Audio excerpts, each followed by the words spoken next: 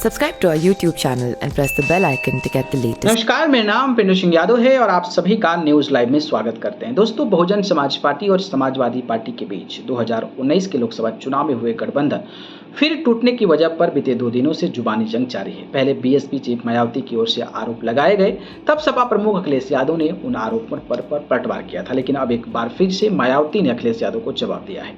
मायावती ने कहा है कि लोकसभा चुनाव 2019 में यूपी में बीएसपी के 10 व सपा के 5 सीटों पर जीत के बाद गठबंधन टूटने के बारे में मैंने सार्वजनिक तौर पर भी यही कहा कि सपा प्रमुख ने मेरे फोन का भी जवाब देना बंद कर दिया था, जिसको लेकर उनके द्वारा अब इतने साल बाद सफाई देना कितना उचित और विश्वसनीय है, सोचने वाली बात है।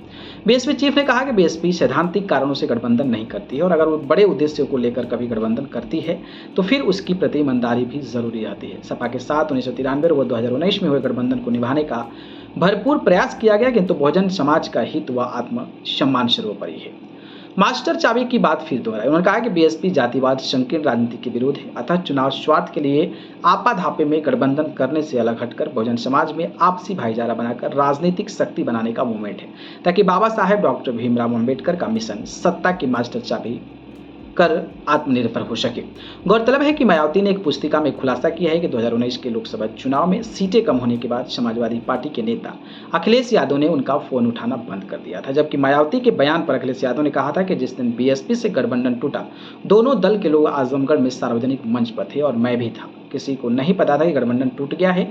मैंने खुद फोन कर पूछना चाहा था कि ऐसा क्यों किया। कभी कभी अपनी बात छिपाने के लिए कुछ बातें की जाती है। बाकी जिस तरीके का ये बयानबाजी हो रहा है उस पर आपकी राय क्या है, बताइएगा। धन्यवाद।